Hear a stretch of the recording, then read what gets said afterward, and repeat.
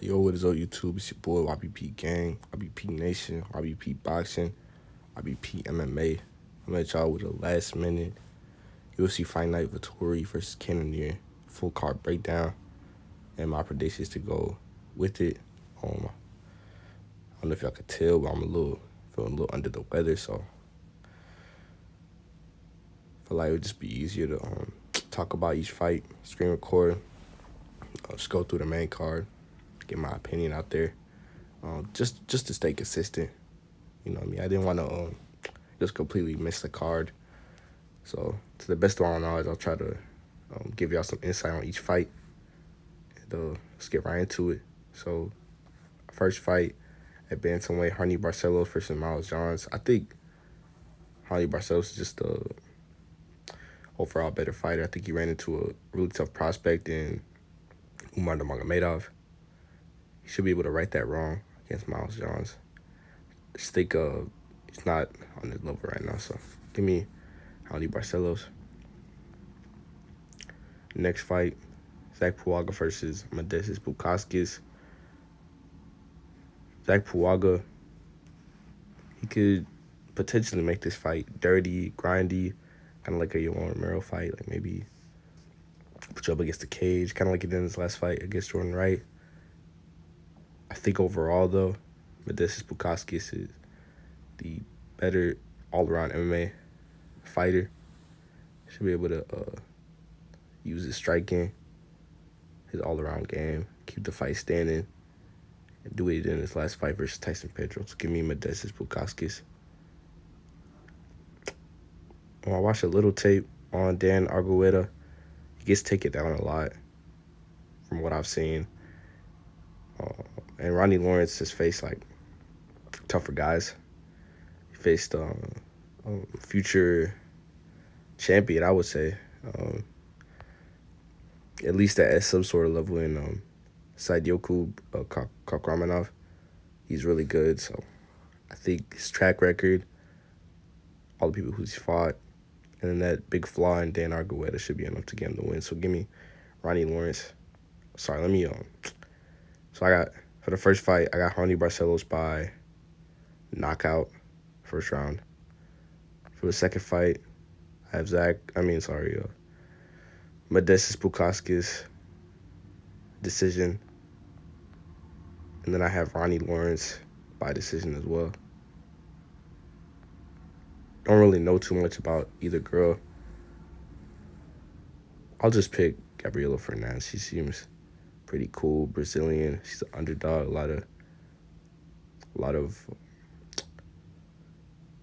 underdogs have been cashing on these UFC cards, so hopefully you can get it done. So give me Gabriella Fernandes by decision. For this fight, I'm not really sure.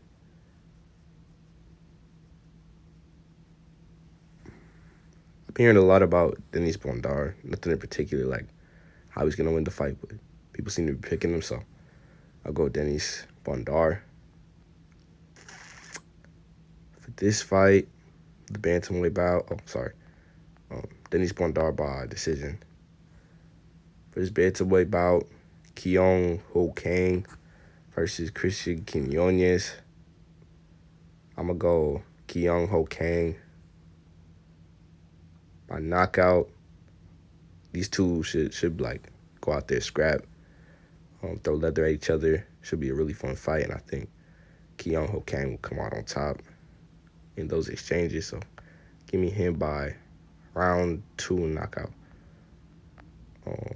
Okay, so Jimmy Flick versus Alessandro Costa. Costa's fought. I see who he's fought. He fought Amir Albazi, I know, in his last fight. It's going to be a little shorter in this matchup. Similar dimensions, though, as far as that goes. I think he's a fresh prospect. I'm going to pick him to win. He gave Amir Albazi some trouble, and Amir Albazi looks like he might be getting the next title shot at flyweight, so by that logic, give me Alessandro Costa by knockout, first round.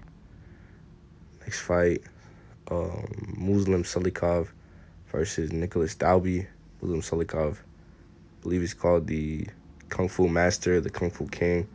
Really good striking. Dalby's pretty mid in my opinion.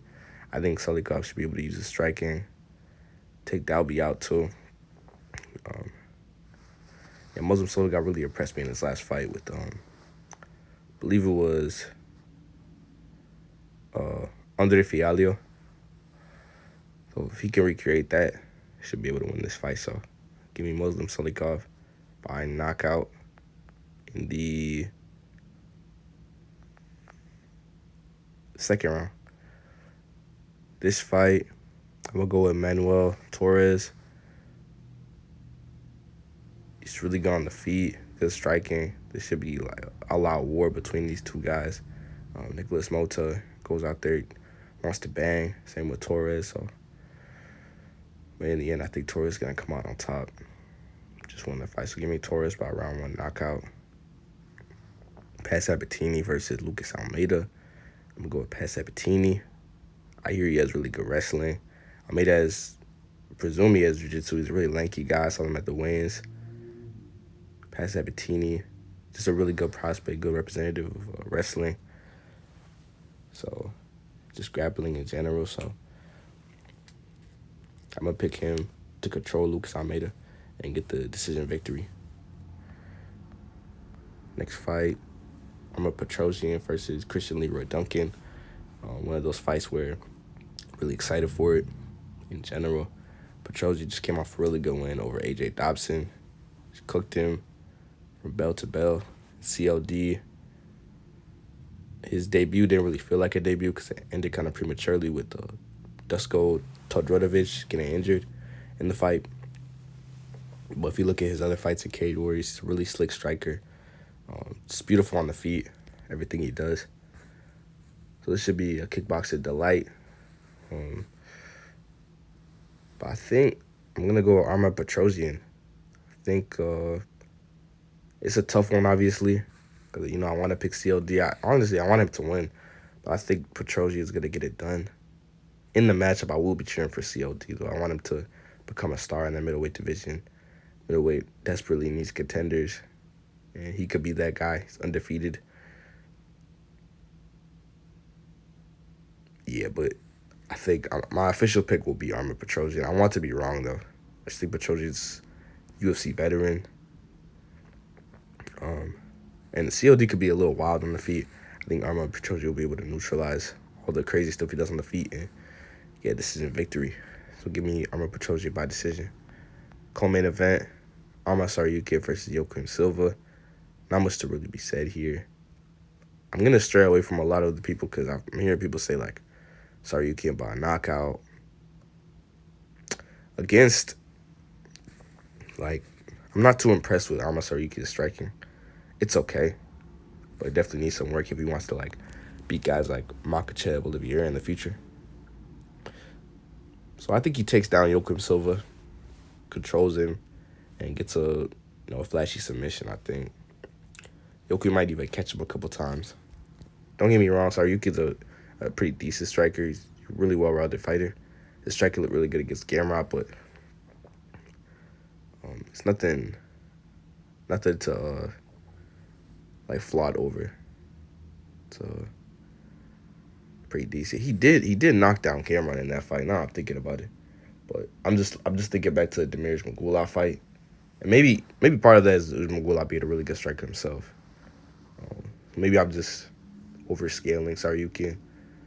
I don't think he has to be that good striker-wise in this fight against Silva to get the knockout, but I'm going to still go with him by submission. I think that's the easiest way he could get because Silva has power, He could definitely neutralize him by just taking him down and just winning that way. So give me Tsarukyan by first-round submission. And in the main event, not too much to say. I'm surprised that the Vettori initially opened up as an underdog. Now he's a favorite. I don't think Cannonier has a chance. That Strickland fight, I think Strickland won that fight, in my opinion. That's why I picked that. I thought it was a wide, but it's one of those fights where, how can I say it? Like, if I wouldn't have been mad at any scorecards, because I feel like neither guy did enough to really separate themselves. But from what I saw, it seemed like Strickland 49-46. But I can't get mad at them giving the fight to Cannonier because I feel like Strickland could have had more output like he did in the MFA fight. I think Vettori's better everywhere here. He's actually bigger. Vettori, I think because of his like compact build, people forget. It's a lot of guys at middleweight. And I don't know, in my mind, I just thought like Cannonier was a lot. Every time he fights, like when he has these face-offs with people, it just shocks me like he's shorter than them. I guess you also got to take into account that he was a heavyweight and a light heavyweight at some point. But yeah, I thought he was a lot like bigger just because of his like his dimensions, I guess. But apparently not. Like Vettori's towering over him, so he's gonna be not towering over him, but he's pretty much taller. So I got the Italian dream to get done by decision. I think it's gonna be a pretty boring fight. A lot of maybe some clinching, some toe stomps, maybe a takedown here and there. But Vettori, I want to see Jared Cannonier make it interesting. Maybe like go for broke at some point because I think that's what it's gonna come down to. Vettori's gonna be like up 0-3, so then maybe we could really see because that was a criticism of Cannonier in the Izzy fight and the really just the Izzy fight because I feel like his output in the Strickland fight was pretty good. He was throwing a lot more.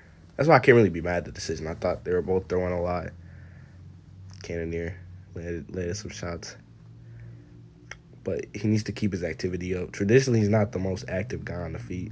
Vettori just loves to bang. He'll just go out there, strike. A solid chin. A lot of, like, every time Cannonier fights, the selling point's always like, oh, he has knockouts at middleweight, light heavyweight, and heavyweight. But that power, I don't know. I haven't seen it in a while, so. Or I guess we saw it in the Brunson fight. Let me not say that, but it's not enough power to knock out a guy like Vettori. He's just such a solid chin. So, give me Vettori by decision. I feel like the odds should be even wider, like maybe like minus 150, minus 170. Just a uphill climb for Cannonier as far as that goes. My most confident picks, I'll go Vettori, Tsarukyan. Let's see, Salikhov, Costa, and Bukauskus. Yeah, Bukauskus. I'm going to go Bukauskus. And my most confident picks. The whole card in general, I think it's a pretty decent card. Probably going to be better than the last two cards, the PFL and Bellator card. Bellator card is pretty good, I'm not going to lie. PFL is constantly disappointing. I think I'll make a video talking about how to fix the PFL. Maybe not, I don't know. Because I was looking on YouTube. I try to make videos that like haven't been made.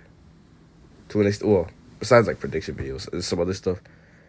Like when it comes to talking about fights, like everyone's gonna talk about fights, but just being unique, being the first to make a video like the Mayweather Gotti video.